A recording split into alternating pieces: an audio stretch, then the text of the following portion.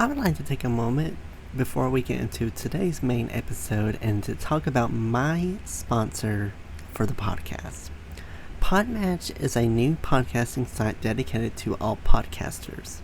The platform helps hosts get connected with potential guests to appear on their show, as well as allow guests to find podcasts that will give them a chance to share their story. Podmatch offers many tools to help organize your page, from to-do lists to episode planning to potentially appearing on a leaderboard.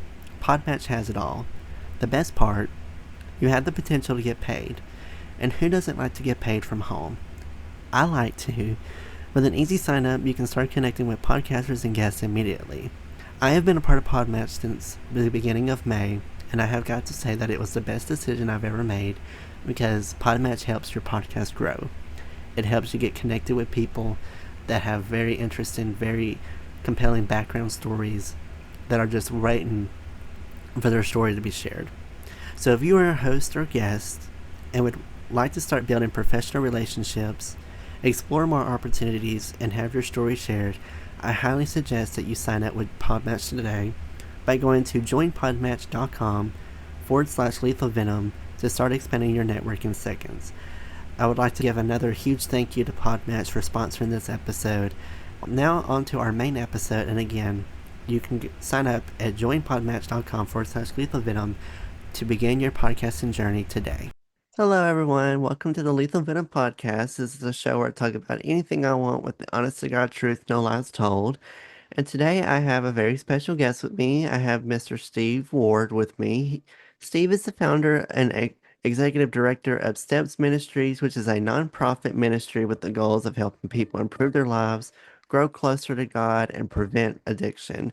He is a writer, speaker, teacher, consultant, and coach in the areas of personal effectiveness, emotional well-being, spiritual growth, and the prevention of addiction and relapse. So he is going to be sharing with us a little bit about his backstory, about his past, his family struggle with addiction, and he's also going to talk about some other things about what's near and dear to his heart. So, Mr. Ward, thank you so much for joining us today. No, my pleasure. Glad to be here. I think you're doing some good work to reach and help other people. So that's awesome. So if you could please introduce yourself and tell me a little bit about what you do. So again, I'm Steve Ward. I've over my life I've worn several hats. I'm a I'm a dad. I'm a husband. I was in the business world for 38 years with IBM, doing engineering and marketing and sales. And then along the way, some struggles that my family went through kind of put me on a train of thought that led me 7 years ago to leave the business world and found a new nonprofit ministry called Steps Ministries. And we provide help, healing, and hope to hurting people. And we can explain more what that means in the context of this discussion. But that's kind of who I am and what I do now. Can you tell me a little bit about the family addiction and a little bit about the backstory about how the addiction started? The short version of it is of the the 4 members of my nuclear family, which is myself, my wife, and 2 sons. 3 of the 4 of us struggled with substance abuse and in some cases mental health issues. So that's a somewhat of a higher ratio than perhaps in many families. But what anybody listening needs to understand is that behavioral issues such as substance use disorder or mental health issues like anxiety or depression are not unusual anymore. Perhaps they never have been, but statistics actually show that about one half of families have someone who struggles with, again, substance use or mental health issues. That's one half of families. So the odds are that most people listening have someone in their family that's struggling, and if not, a lot of people they're close to do. So for 3 of the 4 members of my family, it kind of took a different path or trajectory. For me, I went to Georgia Tech, got an engineering degree, started with IBM out of school, and was with them for a long time. So, to most of the world, it probably looked pretty much like I had things, under control. But what most of them didn't know is that I was a high functioning alcoholic for many of those years. So, in high school, I was comfortable in one, I guess, persona or aspect of my identity because I was pretty good in school, but I wanted to be in the cool crowd, and I wanted for all the cute girls to like me and things like that. And I wanted to feel a different way that perhaps, some of my inner insecurities led me to feel at times. So drinking became a coping mechanism and a way to deal with that. And even though I went to a pretty tough, college, I perfected the art of using drinking as a way to deal with life during those years. And it even became, I would suggest, part of my identity. But out in the business world, right, I was still, a pretty responsible person. I was very successful at work. So likely almost nobody other than my wife knew that I actually did have an alcohol problem. And when I say that I was a high functioning alcoholic, I don't say that to minimize whether I was one or not. I say that because that helps a lot of people understand that just because someone gets up every morning and goes to work or goes to school or performs, that doesn't mean they don't have issues going on. So that's why I say that. And then, in my family, one of the things that perhaps kept me from discovering the depth of my problem for a while is that my favorite drinking buddy was my wife. So over the years, she developed alcohol issues as well, especially as our kids got older and her role changed and some depression came into it. And then with our two boys, when our older son got into middle school and then in high school, he chose a crowd to hang around with that made some bad choices. And so he wound up going on about a decade long journey that included substance use, some mental health issues, but primarily, alcohol and drugs that took him on a dark journey for about a decade. So that's what I mean when I say three of the four members of our family have struggled. So we've kind of been there, done that. And that's what led me, through a thought process that I can explain if you'd like to. Well, it seems like there are things that we can do to help people who are struggling like that. So I went through a long thought process like that, wrote a book, and then that put me on I guess, a journey that again led me to leave IBM after 38 years and found Steps Ministries. So that's the short version. I'll be glad to go into more of that, if you'd like. So, what does Steps Ministries do, and how does the organization help people? One of the ways to understand it, perhaps, is the thought process that led me to start it. So, I found myself, let's say 15, 16 years ago, involved in the world of recovery for myself and as a spouse and as a parent, right? So I saw recovery in a lot of different lights. And I think, faced a series of epiphanies that changed how I think about life in general and about even perhaps what my calling in life was meant to be. And one of the first things I saw is that people who struggle with substance abuse and related behavioral issues, they often think that that they're broken and they're all alone and that they're the only ones that are struggling, and that becomes part of the problem. That shame and that stigma actually becomes an inhibitor to them getting better. But what I really saw is that we all have issues, right? We all have struggles that are going on. The definition of addiction is a habit that has negative consequences that we find very hard to stop. Well, guess what? We all have those, right? And so I saw. So it's not just an isolated group of people who are struggling. It's most people to various degrees and in various ways. So I think that was one epiphany that we all have struggles. Problem is, most of us may not be aware of them, and we may be ashamed to talk to other people about them, and we're not getting help. The second thing I saw is that many of these worst problems are very treatable, and not only treatable, but in many cases preventable. Yes, there can be tough aspects to them, right? An addiction or a mental health issue can have medical components. Sometimes there may be root causes that include trauma. So, they can be tough, gnarly issues at times. But in most cases, they also have behavioral components, things, coping habits that we've developed and behaviors that we have built up over our life, how to deal with life and how to feel the way we want to feel. And if we understand that, we can see that there are steps that we can take to live life better and to prevent issues from getting worse, or in many cases from happening in the first place. So the first epiphany was we all have struggles. The second was in many cases they're treatable and preventable. And then the third was one of the things that we can all do is to learn to live life better. To develop good habits, make good choices, think about the way we live emotionally, mentally, spiritually, socially, and personally. And by doing so, we can take steps in the right direction. So I was seeing all those things in real life, right? Again, for myself and for my son and for my wife. And I think the question then that changed the trajectory of where I was going was I thought, why in the world do we wait till people crash and burn and their lives come apart and then have them go through the recovery and go through counseling? Why don't people learn to live life better in the first place?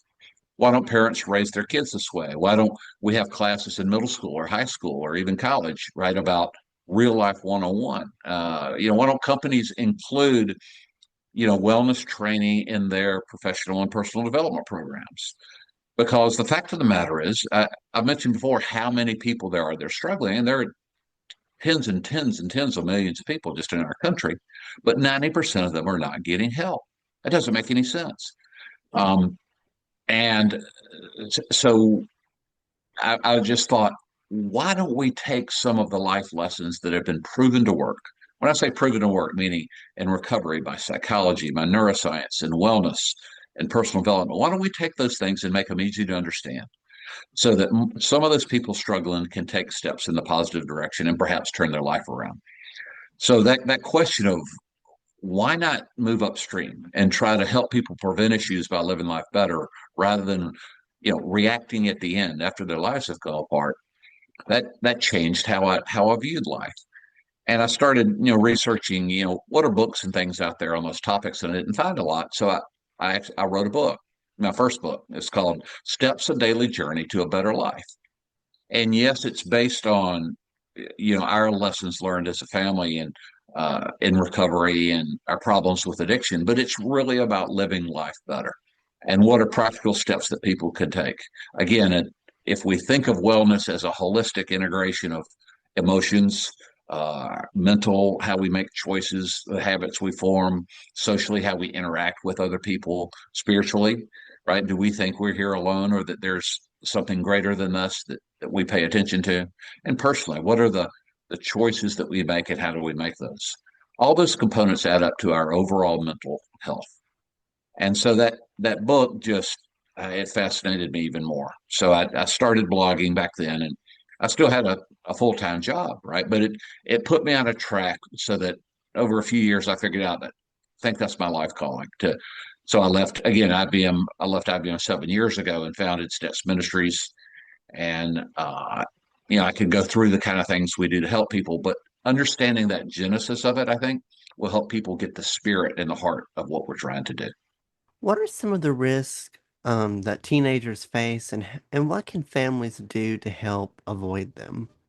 Uh, Teenagers, first off, for any older person, like me, or someone in their 50s or 40s, right? If you think back to what it was like for you as a teenager, if you're really honest about it, you probably faced insecurities as you're trying to figure out what kind of person you're going to be, right? Maybe you wanted to fit in better. Maybe you wanted to be in the cool crowd. Maybe you wanted your identity to be something. You wanted to be accepted by people, et cetera, et cetera. And so we all do that. And we all come up with ways to deal with life along the way. Um, and so all teenagers face those things, right? That's a natural part of growing up. Um, but these days, it's gotten even worse for a number of reasons. One is the proliferation of substances out there has just become incredible, right? I mean, the ability to get alcohol or ability to get drugs is so easy and so prevalent that it's easy to do. Even dangerous drugs such as prescription pills or heroin, kids can order them over the internet and do it anonymously, or they can get it from their friends, and so it's kind of been normalized and easy to access. The other thing is the pressures that teenagers are under are even more. For one hand, they're kind of carrying around an addiction device in their pocket all day long, right? I mean, digital addiction is a real thing, right? We become addicted to the use of this device. But that said, even worse than that, it presents young people with a false view of what life is like, right? What they see on Instagram or TikTok is generally what people want them to see, right? So they can reach the understanding if they only view certain things that, well, all my friends seem to be having a happy life. Why is it just me that's struggling? So the proliferation of social media and digital access, I think, has made it worse. Um, but these days, I mean, statistics show that 70% of college kids will say that they have struggled with significant cases of anxiety. 3 out of 4 kids in high school will try addictive substances, and 40% of them will abuse them. So the risks are just tremendous. And then finally, I guess I'll close with a couple of things that are really sobering. Just bring it home. What started as an opioid crisis has turned into an epidemic that's killing more people than anything else in the United States right now. Starting at age 18 through age 45, the number one cause of death in the United States is fentanyl. It's one drug. And that has come about because the proliferation of opioid-based pills, which are painkillers, right? Everybody has taken them. Your doctor and your dentist is probably prescribing them for you. But many people easily become addicted to those. And then another member of that same family is heroin, which when I was young was kind of had this kind of taboo against it, right? Like, you know, middle class or upper middle class kids probably didn't take heroin, but lots of people do now because it's in that same opioid family. It makes you feel better. And so people from all demographics are facing it. And then finally, fentanyl came along, which is a chemically produced opioid drug.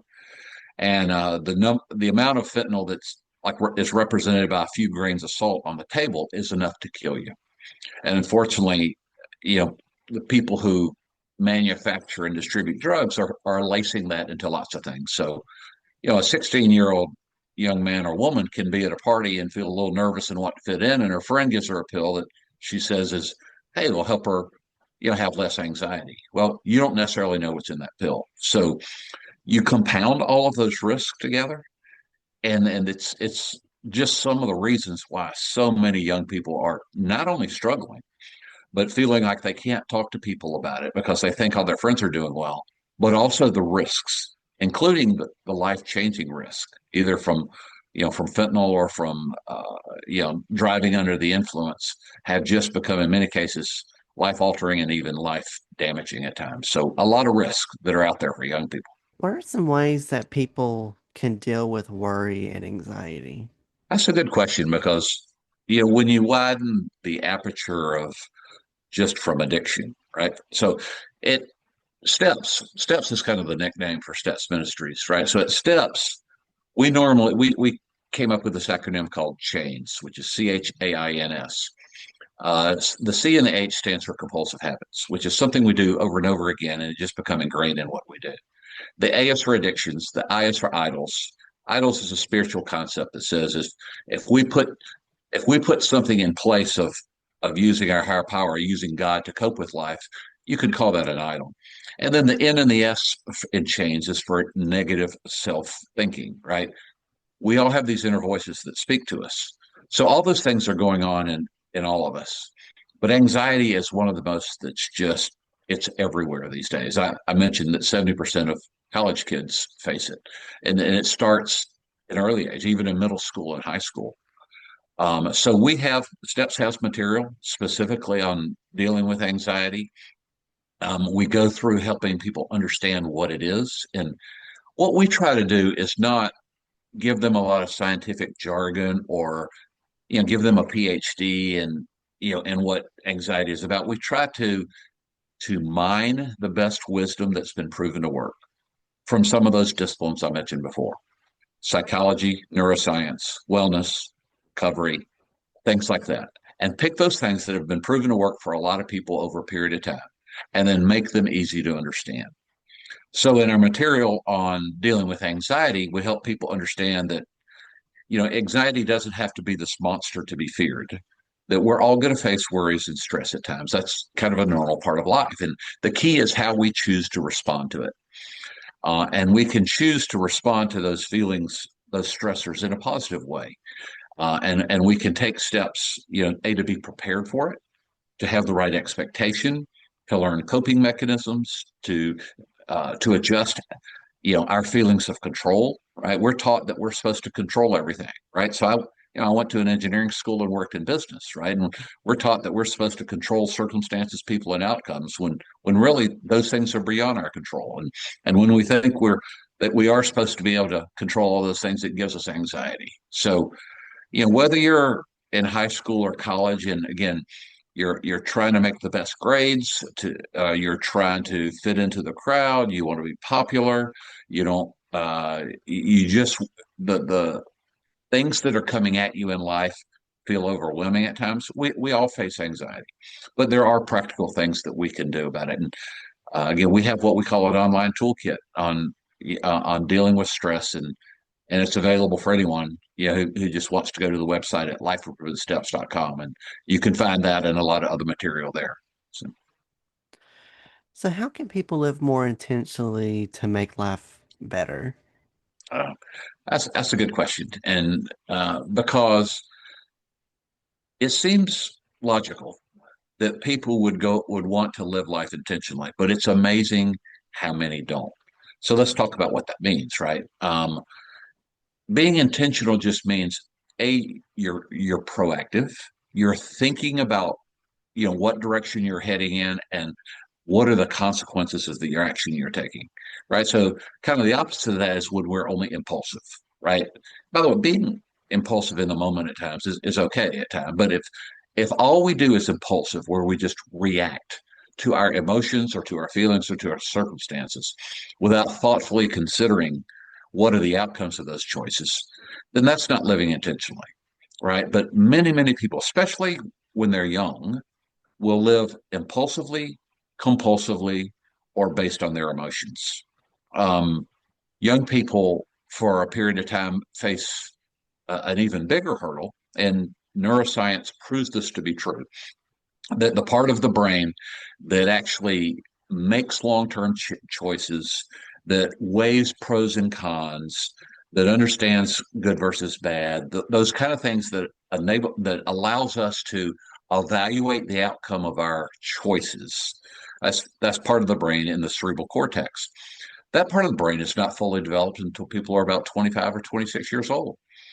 And so therefore, in the teenage years, there's even added risk. And you know, even teenagers themselves, right, will generally admit, very often I'm not necessarily thinking longer term, and I'm mostly thinking about how do I feel the way I want to feel in the short term, right? Even responsible young people, very often can be like that. So understanding the concept of intentionality is important.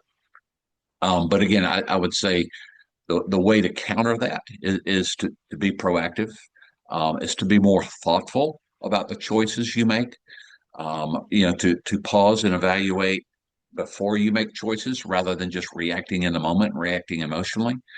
So again, I mentioned that we have an online toolkit for dealing with anxiety. We also have one on living intentionally, which just goes exactly in how you do that, because that is kind of a root cause of it. And the good news is these are things that anybody can learn. They've been proven to work. They will help improve your life. And the question is, are we just going to take the time to learn them and put them into practice? So you've picked on two of the very key root cause issues, which is how do we deal with anxiety, and to what degree do we live intentionally? Is there a success story that you can share with my listeners about someone that's overcome their addiction and found that the Steps Ministry program has helped them significantly? Well, what we integrate into it are the things that, again, my family learned along the way. Since then, Steps has now been in operation for 7 years, right? So we've taught thousands of parents and others, how to raise your kids to avoid this. We deal with companies and with churches and with nonprofits, et cetera. And the success stories come up in several ways, right? For example, with parents, we hear a lot of things like, you know, we didn't really understand the nature of what our son or daughter was struggling with, right? So we've got hundreds of testimonials from parents who go into what they've learned, how it changes their perspective, how it frees them up to understand they don't have to be perfect parents. They just have to do their best. But if they really understand what's going on with their son and daughter, they can be there with them and travel that way. So we've got hundreds and hundreds of them from parents. Um, with others, say who are adults or individuals who are struggling, they will often say things like, "Well, I didn't want anybody else to know. Either professionally, I didn't want it to affect my job or my career, or I was just embarrassed or ashamed." And to find out how many other people are struggling and how many people have gotten better. Very often, the feedback and the testimonials we hear from people are like that. They feel freed from this prison that they've been in. And then from organizations, right? Because organizations are made up of people, so whether it's a company or a church or a nonprofit, right? The organizations will say, wow, Steps has given us the tools and the practical resources so that we can easily help other people. And it is very easy, right? We can design a web page for an organization that they can use to offer resources to their audiences, their employees, their members, or whatever. So generally the testimonials and success stories kind of fit in one of those storylines. So What can people do to grow spiritually and learn more about faith in God? yeah. Um, First, I'll remind people something I said a little while ago, right? That our wellness is made up of a number of components. And in Steps, we divide it up into 5 areas: emotional, mental, social, spiritual, and personal. And in all 5 of those areas, there are practical steps people can take to live life better. But there's one wild card in all of that, which is the spiritual component, because there's only one supernatural way that we can get better. Um, you know, I will share some of my beliefs that I'm a firm believer that there is a God who created us and who loves us, and I believe that happens to be the God of the Bible. And people who understand that there is a God there who created them and created them special and wants what is best for them and that will be there with them, that just gives an amazing amount of understanding and help and assistance as we go through this. So I would guess that the people listening to this are coming from a lot of different spiritual backgrounds, and I'm not here to preach or hit you between the eyes with a Bible or something. I'm glad to share my feelings about it, but I can promise you, if you think that that you're here as a random act of that just things happen to have occurred, it doesn't make sense. I went to Georgia Tech and I was in engineering. I was in business for a long time. And anyone who takes the time to study, you know, is life random or are there reasons for us to be here, will reach the conclusion that we were created by someone. And it turns out that we were created by a God who loves us and wants to be there for us. So that's really the most powerful way to kind of get in front of your life, is to accept that. The problem is we desperately want to control our own lives. We want to be comfortable and for our life to go the way that we want. We all have this vested interest in wanting to run our own life the way that we want. But we find that life is so much richer when we focus on other people and we focus on things that are bigger than us and we ask deep questions like, why am I here? How did I get here? What is my purpose in life? What is my meaning? What is my identity? And any of those questions, wherever you're starting from spiritually, it will take you into a deeper way of thinking about life. And so, if nothing else, I would urge people to go on that kind of a search for truth. Whether you're an agnostic or an atheist or another religion or a Christian or whatever you are, or you're a seeker, you're just thinking about things. Just say, this is an important enough question that I'm going to search for the truth. I'm going to read books and I'm going to talk to people who've experienced that lifestyle. And I'm going to decide, you know, could there actually be a God out there who created me and who loves me? And I would suggest that the conclusion will change your life for the better, and you'll be glad that you did. So, What advice do you have for families and for people that struggle with substance abuse and want to get help? And what advice do you have for them to help them get through this very challenging time? for parents, and when I say parents, I mean caregivers in any of their roles, right? Right. These days we have a lot of blended families and a lot of people being raised by another relative. Anyway, but anyone in the caregiving role, but let's just say parents, we have a lot of material about how you can walk with your kids. And we have a methodology called PACES. PACES is another acronym. The P is for preparation, right? How do you be prepared for the stages your kids are going to go through? A is awareness, understanding what their life is like and therefore what they're struggling with. C is for connection. How do you stay connected and relatable to them as they grow up? E is for education. Your kids are going to change as they grow up. So you need to change and learn as they grow. And S is for steps. And how do you be intentional to put steps in place? So we have a lot of material for parents. But whether it's a spouse or even a peer or a friend, many of the same principles apply. Now, the way that you interact with those people can change. But one of the best things you can do for anybody that, if you know anyone who's struggling, is to just say, well, I can be there for them. Now, what does that mean to be there for them? Right? You don't have to be an expert on mental health or substance abuse. You really don't. But being there means to be aware. You know, if you really observe the people around you, you know that there are people around you. I can promise there are dozens of people, all of you know, who are struggling with either substances or mental health issues or something like that. And so one is just to be aware that that's going on and allow yourself to go deeper with the people you know. The other is to be available, is to let them know that if they're struggling and they need somebody to talk to, that you're willing. Again, you don't have to try to fix them. You don't have to be an expert. You're just, if you're willing to listen, that can be huge. Another is to be safe.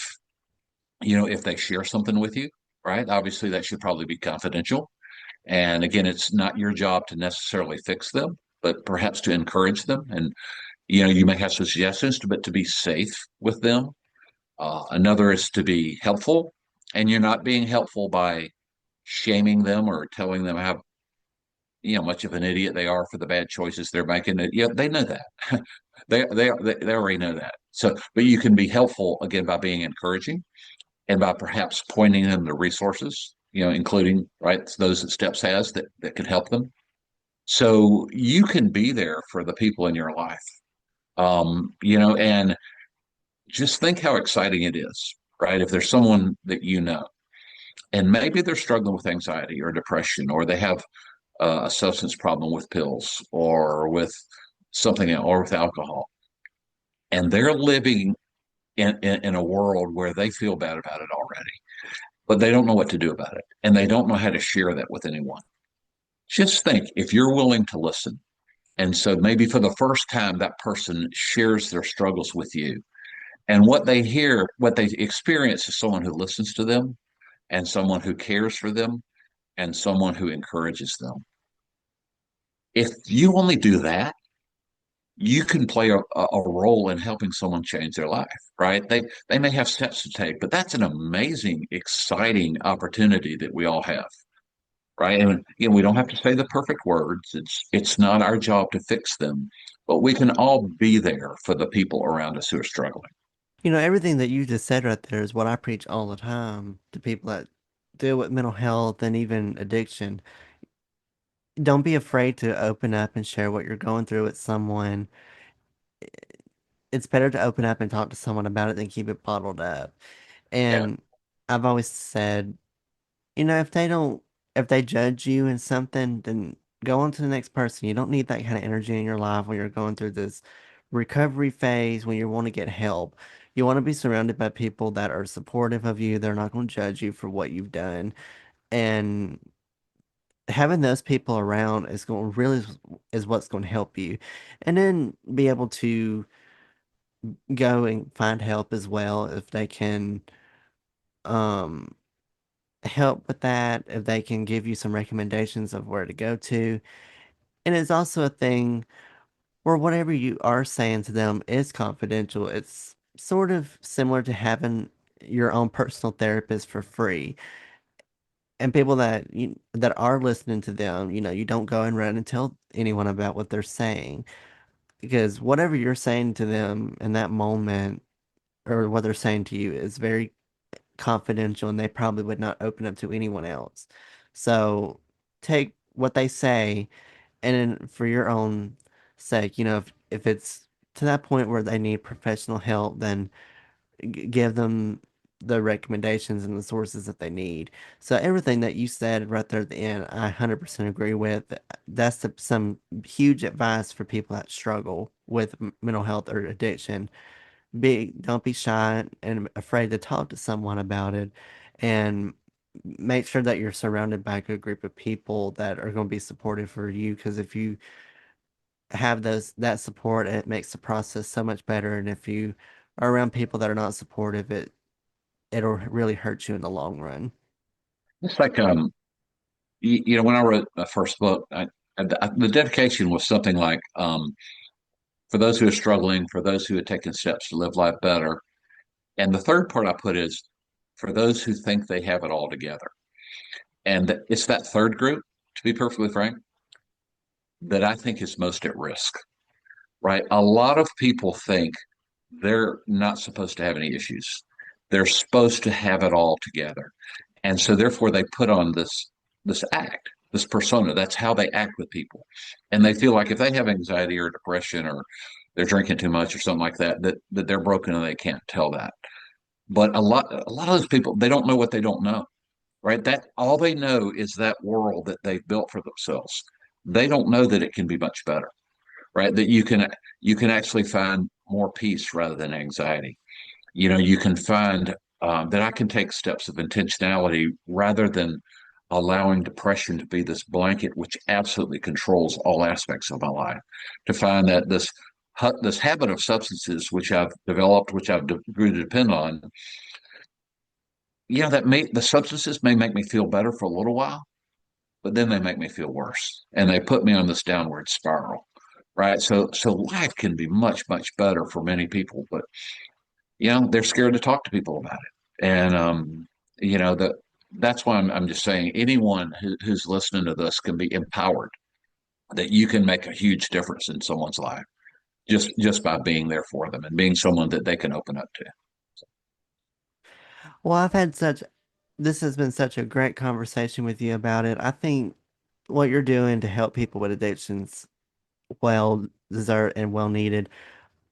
Please feel free at this point to promote your book and just promote the website and social media. So in case people are struggling and want to get help and they have some resources for them that they can go and be able to find. Yeah.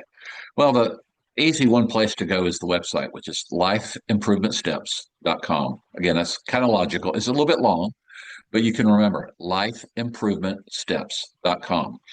And if you go there, you can see easy to use resources for parents, for organizations, for individuals, for those dealing with behavioral health issues, for those who want to live more intentionally, improve their relationships, be more productive in life. All of those things are there.